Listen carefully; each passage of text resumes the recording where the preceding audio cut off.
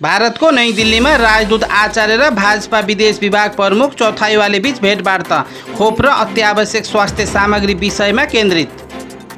भूतपूर्व ब्रिटिस गोर्खा सैनिकहरूको समस्या समाधानबारे नेपाल सरकारसँग वार्ता गर्न आफू तयार रहेको बेलायत सरकारले जनाएको छ।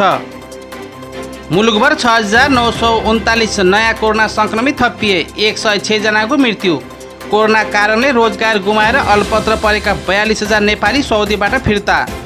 महामारीबाट मानवलाई सुरक्षित बनाउन प्रयासरत छौँ, प्रधानमन्त्री ओली। अध्यादेशको बजेटमा 5 खरबभन्दा बढी ऋणको प्रस्ताव। बजेट शनिबार बालुवाटारमै घोषणा हुने। आज आर्थिक सर्वेक्षण। कोरोना विरुद्ध लड्न अर्थ मन्त्रालयले 41 अस्पताललाई दियो 1 अरब 41 करोड। निषेधाज्ञाका कारण 36 लाख नेपाली बेरोजगार। राष्ट्रपति समक्ष राष्ट्रिय सभा निर्वाचन प्रतिवेदन पेश। गगन थापा गर्जिँदै भन्छन् कोरोना नियन्त्रणमा सरकार 100 ठाउँमा चुक्यो। 3 दिन देशैभरि पानी पर्ने, बाढी पहिरो र डुबानको जोखिम, उच्च सावधानी अपनाउन अनुरोध। काठमाडौँका 3 स्थानमा फेरि बर्ड फ्लू संक्रमण। नागरिकता अध्यादेशमा एनआरएनलाई नसमेटेको भन्दै कुल आचार्यद्वारा दुःख व्यक्त। मकालु हिमालबाट 6,500 किलोग्राम बढी फोहोर सङ्कलन। काकरभिटा स्थित मेची पुलको प्रवेशद्वारमा लगाइयो राष्ट्रिय झण्डा। आउने बजेटमा सरकारलाई चौतर्फी खबरदारी। पार्टी एकता जोगाउन अन्तिम क्षणसम्म पर्तेन्छौँ, गोकर्ण बिष्ट। चिनिया प्रयोगशालाबाटै कोरोना भाइरस फैलिएको दाबी, अनुसन्धान गर्न बाइडेनको निर्देशन। दर्शकबिन, तपाईँ सुन्दै हुनुहुन्छ एनबिआई न्युज। म हेमन्त अधिकारी। देश विदेशको ताजा समाचार सुन्नको लागि एनबिआई न्युजलाई सब्सक्राइब गर्न नबिर्सिनुहोला। अब समाचार विस्तारमा।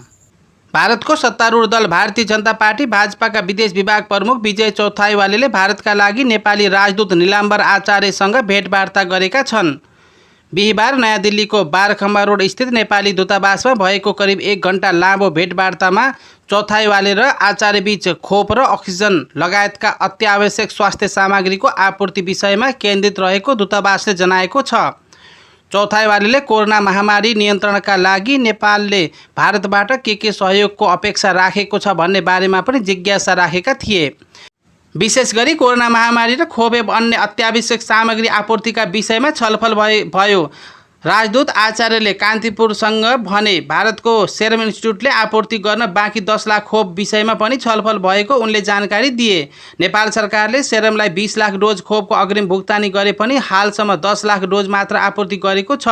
सेरमले समयमा खोप नदिँदा नेपालमा खोप कार्यक्रम नै प्रभावित भएको छ। मङ्गलबार मात्रै राष्ट्रपति विद्यादेवी भण्डारीले भारतीय राष्ट्रपति समकक्षी रामनाथ कोविन्दलाई खोप उपलब्ध गराइदिनका लागि पहल गरिदिन अनुरोध गर्दै पत्राचार गरेकी थिइन्।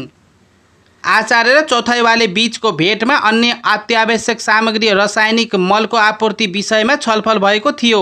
उक्त भेटमा दूतावासका नियोग उपप्रमुख रामप्रसाद सुवेदी र अन्तर्राष्ट्रिय बिपी चिन्तन प्रतिष्ठानका अध्यक्ष सन्दीप राणाको पनि समेत उपस्थित थियो। भूतपूर्व ब्रिटिस गोर्खा सैनिकहरूको समस्या समाधानबारे नेपाल सरकारसँग वार्ता गर्न आफू तयार रहेको बेलायत सरकारले जनाएको छ।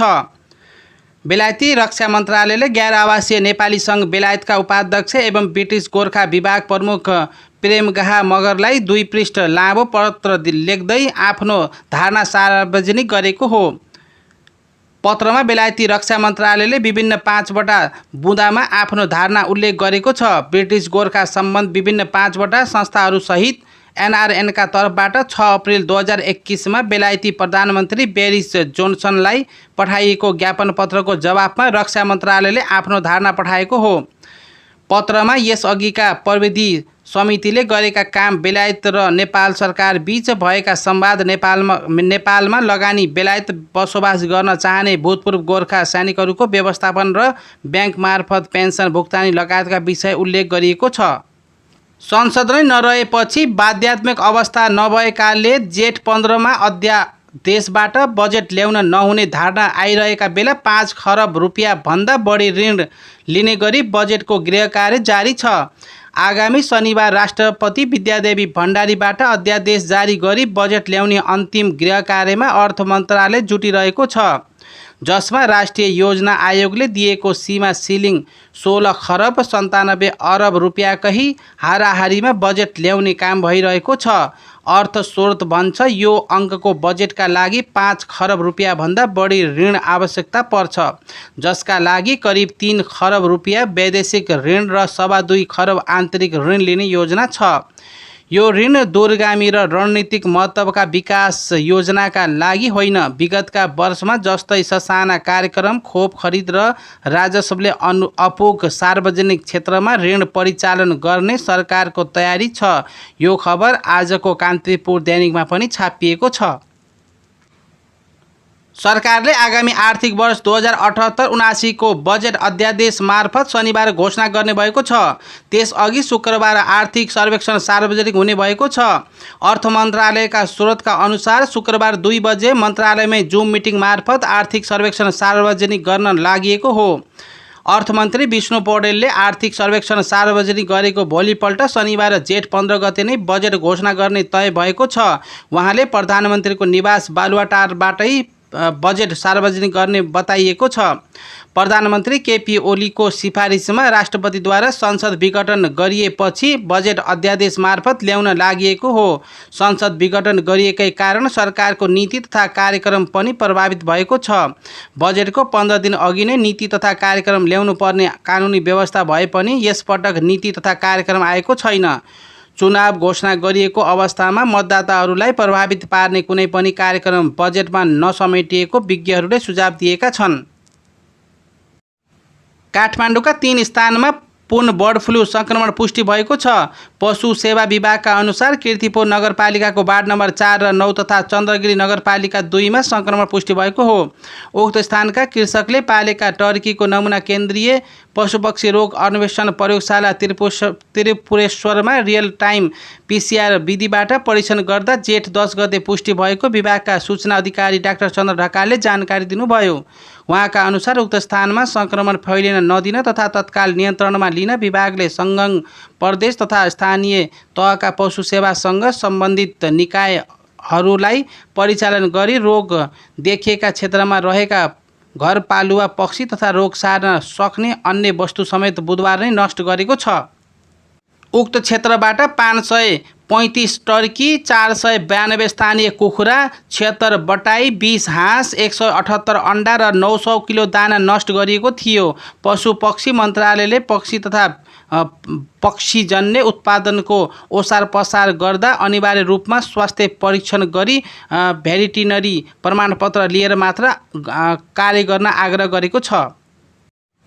गैर आवासीय नेपाली सङ्घ NRN का सल्लाहकार एवं पूर्व उपाध्यक्ष कुल आचार्यले सरकारले जारी गरेको नागरिकता ऐन सम्बन्धी अध्यादेशमा गैर आवासीय नेपालीहरू NRN को मुद्दा सम्बोधन नभएको भन्दै दुःख व्यक्त गरेका छन्। उनले विज्ञप्ति जारी गरी सरकारले गैर आवासीय नेपाली नागरिकताको विषयलाई आश्वासनमा मात्र सीमित राख्ने गरेको टिप्पणी गरेका हुन्। नेपालको संविधानमा नै उल्लेख गरिएको विषयलाई पनि सरकारले उपेक्षा गरेको उनको आरोप छ।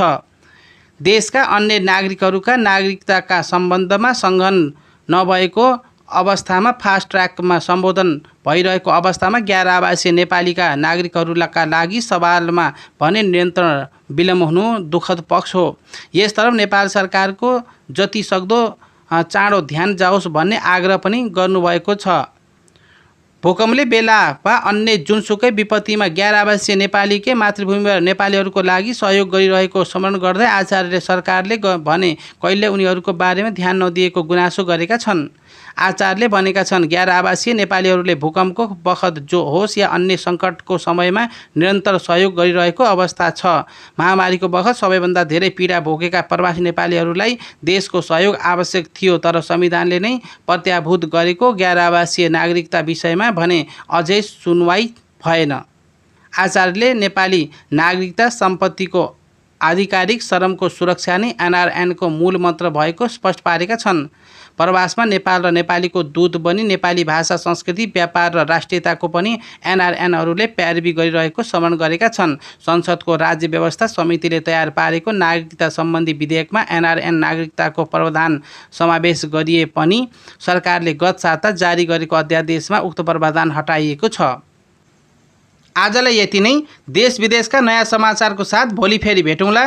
कोरोनाबाट सुरक्षित रहनुहोला, आफ्नो आसपास सफाइ राख्नुहोला, आफ्ना आसपासका जरुरतमन्दलाई सहयोग गर्नुहोला। यति भन्दै हस्त नमस्कार।